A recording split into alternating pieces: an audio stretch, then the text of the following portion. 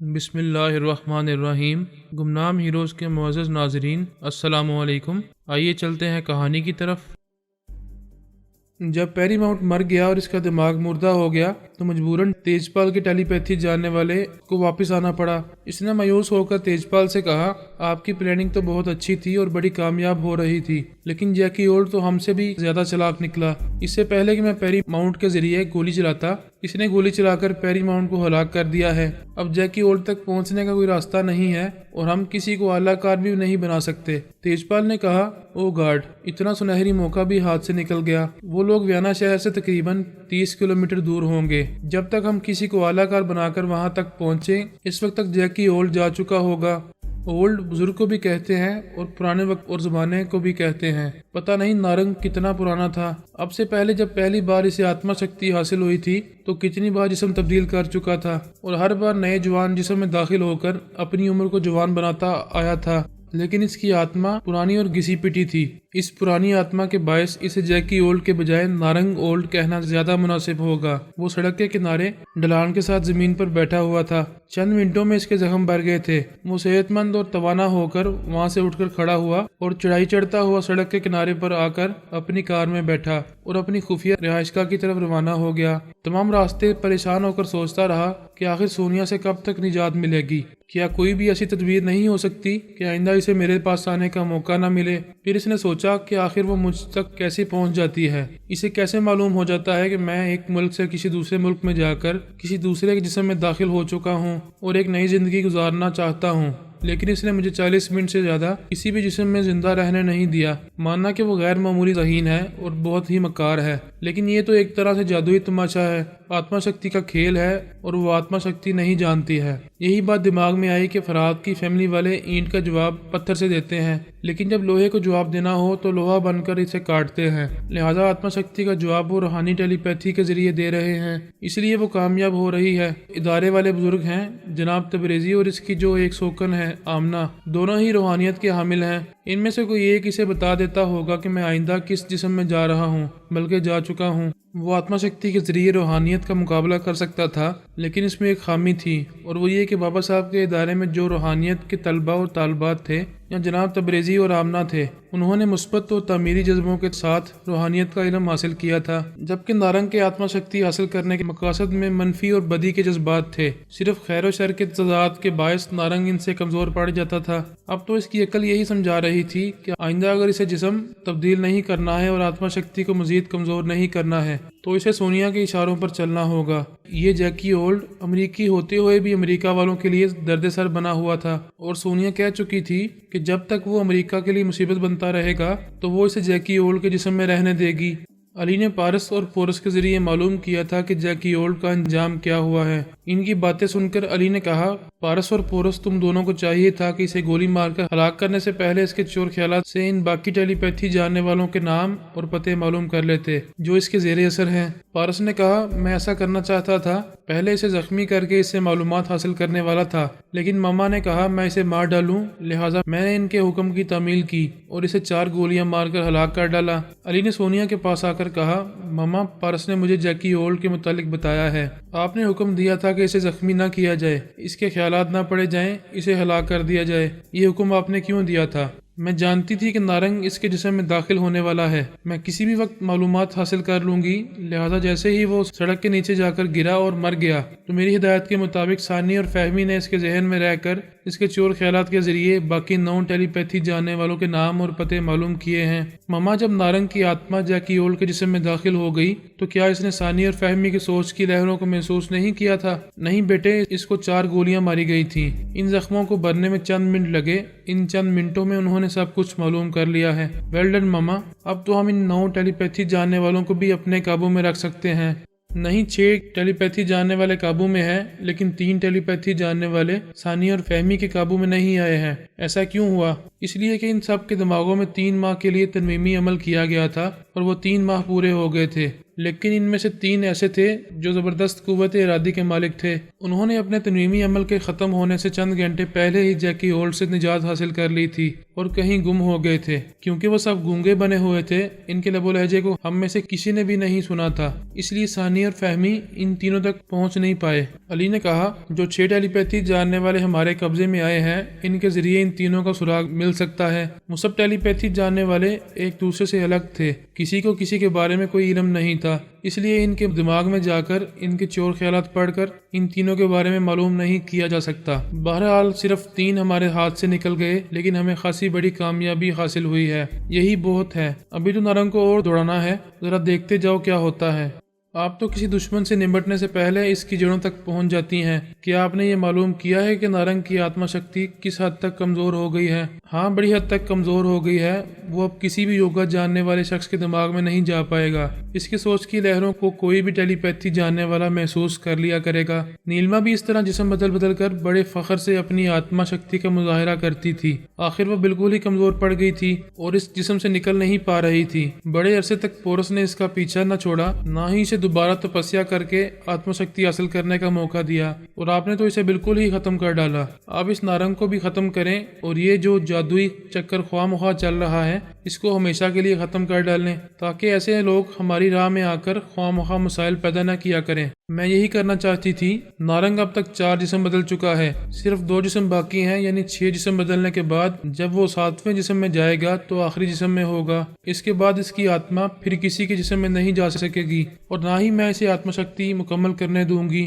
کیا وہ اتنی جلدی 4 جسم بدل چکا ہے اور اب صرف 2 جسم رہ گئے ہیں؟ ہاں، پہلا جسم خود نارنگ کا تھا۔ میں نے اسے اس طرح مجبور کیا کہ وہ اپنا جسم چھوڑ کر ایمون گارسن نامی ایک مفرور مجرم کے جسم میں پہنچ گیا۔ اس طرح اس کی آتما نے 2 جسم تبدیل کیے، ایک خود نارنگ کا اور پھر اس کے بعد ایمون کا۔ ہم نے نارنگ کو سزا دینے کے لیے پاگل خانے پہنچوایا تھا، لیکن انڈر گراؤنڈ اسلحہ مافیا کے گاڈ فادر نے ایمون کو پاگل خانے سے اغوا کیا، پھر اپنے خفیہ اڈے میں لے جا کر اس کے دونوں ہاتھ اور دونوں پاؤں کاٹ کر اپاہج بنا دیا، تاکہ وہ اسے دھوکہ دے کر کہیں نہ جا سکے اور ٹیلی پیتھی کے ذریعے اس کے کام آتا رہے۔ اچھا، میں سمجھ گیا، وہ اب کسی اپاہج جسم میں نہیں رہنا چاہتا تھا، اس لیے اس نے تیسرا جسم تبدیل کیا۔ ایسی بات نہیں ہے، 2 جسم بدلنے کے بعد اور اپاہج ہونے کے بعد اس نے اپنی آتما شکتی کو آزمایا تو پتہ چلا کہ وہ کسی یوگا جاننے والے کے دماغ میں نہیں پہنچ پاتا ہے۔ اس کا مطلب یہ ہے کہ اس کی آتما شکتی کمزور ہوتی جا رہی ہے، لہٰذا وہ چاہتا تھا کہ اسی طرح اپاہج بنا بستر پر پڑا تپسیا کرتا رہے اور کوئی مداخلت نہ کرے، تو اسے پھر سے مکمل آتما شکتی حاصل ہو جائے گی۔ لیکن اس اپاہج کے دماغ میں کوئی بھی آ کر مداخلت کر سکتا تھا۔ میں نے اسے موقع دیا کہ وہ اپنی تپسیا مکمل کر لے۔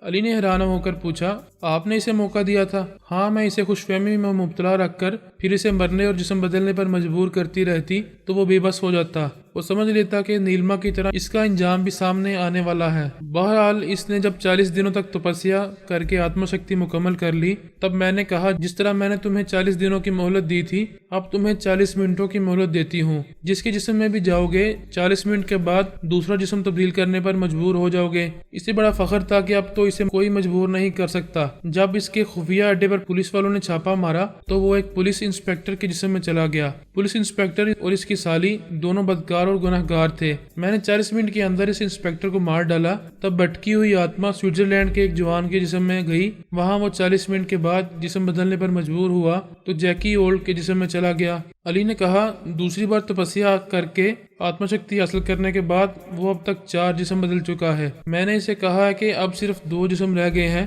لیکن اب میں اسے 40 منٹ کی مہلت نہیں دوں گی۔ جب تک چاہے جیکی اولڈ کے جسم میں رہ سکتا ہے۔ شرط یہی ہے کہ جس طرح جیکی اولڈ امریکی ہوتے ہوئے اپنے وطن اور اپنی قوم کا باغی تھا، اسی طرح اسے بھی امریکہ کے خلاف محاذ بنا کر رہنا ہوگا۔ اگر اس نے ایسا نہیں کیا تو وہ دیکھتا آیا ہے کہ میں کس طرح اسے مرنے اور دوسرا جسم بدلنے پر مجبور کرتی رہی ہوں، لہٰذا اب وہ کچھ عرصے تک جیکی اولڈ کے جسم میں رہے گا۔ دیکھتے ہیں کہ وہ اس جسم میں رہ کر کرتا کیا ہے۔ علی نے مسکرا کر کہا، ماما، منہ تو آپ کے پلے پڑا ہے، وہ کیا کرے گا؟ جو کرنا ہے آپ ہی کریں گی اور بڑے برے انجام تک اسے پہنچائیں گی۔ اچھا، میں جا رہا ہوں، خدا حافظ۔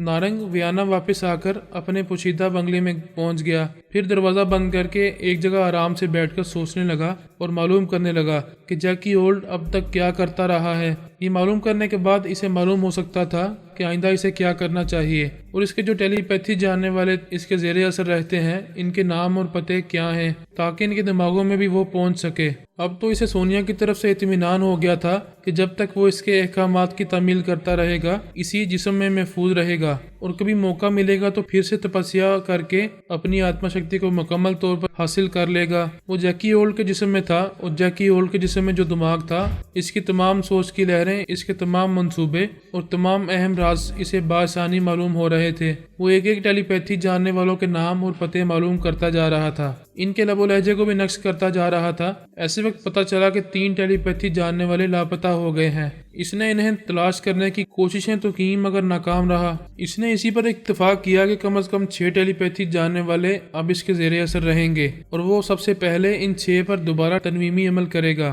تاکہ وہ ہمیشہ اس کے معمول بن کر رہیں۔ اب وہ دوسرے ٹیلی پیتھی جاننے والوں کی طرح خود اپنی بھی ٹیلی پیتھی جاننے والوں کی ایک فوج بنانا چاہتا تھا تاکہ زیادہ سے زیادہ طاقت حاصل کرتا رہے۔ لہٰذا وہ ایک ایک ٹیلی پیتھی جاننے والے کے دماغ میں پہنچ کر ان پر تنویمی عمل کرتا رہا اور انہیں اپنا معمول اور تابع بناتا رہا۔ جب وہ مسلسل محنت کرنے کے بعد 6 ٹیلی پیتھی جاننے والوں کا عامل اور مالک و مختار بن گیا، تب اس نے اپنے ایک ٹیلی پیتھی جاننے والے تابع کے ذریعے FBI کے اعلیٰ افسر کی فیکس مشین پر یہ پیغام بھیجا: مسٹر یوگا جاننے والے اعلیٰ افسر، اس وقت جیکی اولڈ آپ سے مخاطب ہے۔ آپ واقعی بہت چال باز ہیں۔ پہلے والے اعلیٰ افسر کو اس لیے فارغ کر دیا کہ وہ یوگا کا ماہر نہیں تھا۔ اس کے دماغ میں کوئی بھی ٹیلی پیتھی جاننے والا چلا آتا تھا۔ اب آپ کے دماغ میں کوئی نہیں آتا ہے، آپ بھی ہماری طرح فیکس کے ذریعے یا کمپیوٹر کے ذریعے رابطہ کرتے ہیں۔ یہ تو آپ لوگوں نے طے کر لیا ہے کہ میں باغی اور غدار وطن ہوں، اور آپ کے باقی عملے کے ٹیلی پیتھی جاننے والے آپ کے وفادار ہیں، اور وہ واقعی کچھ ٹیلی پیتھی جاننے والے آندرے کے ذریعے آپ سے رابطہ کرتے ہیں، اور کچھ ٹیلی پیتھی جاننے والے تیج پال کے ذریعے رابطہ کرتے ہیں۔ اس طرح انہوں نے اپنے وفادار ہونے کا یقین دلانے کے باوجود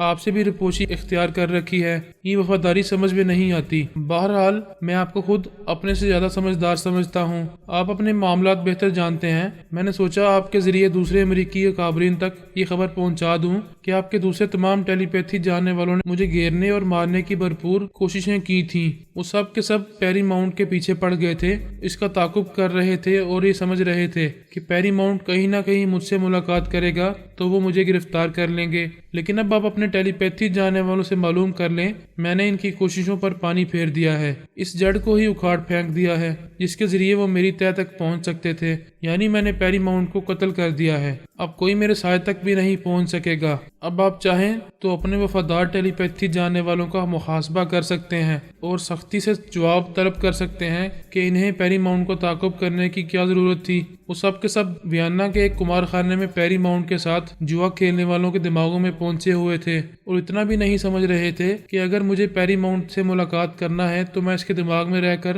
پہلے احتیاطاً معلوم کرتا رہوں گا کہ اس کے دماغ میں کوئی مخالف ٹیلی پیتھی جاننے والا نہیں ہے اور نہ ہی کوئی جسمانی طور پر اس کا تعاقب کر رہا ہے۔ لیکن میں تو پیری ماؤنٹ کے دماغ میں بڑی خاموشی سے سارے تماشے دیکھ رہا تھا۔ بائی دا وے، آپ بڑے چال باز سمجھے جاتے ہیں۔ کہیں آپ نے تو اپنے وفادار ٹیلی پیتھی جاننے والوں کو یہ مشورہ نہیں دیا تھا کہ وہ پیری ماؤنٹ کے دماغ میں رہیں؟ اگر آپ نے ہی یہ مشورہ دیا تھا پھر اپنا محاسبہ آپ خود ہی سختی سے کریں۔ بس مجھے اتنا ہی کہنا ہے، دیٹس آل۔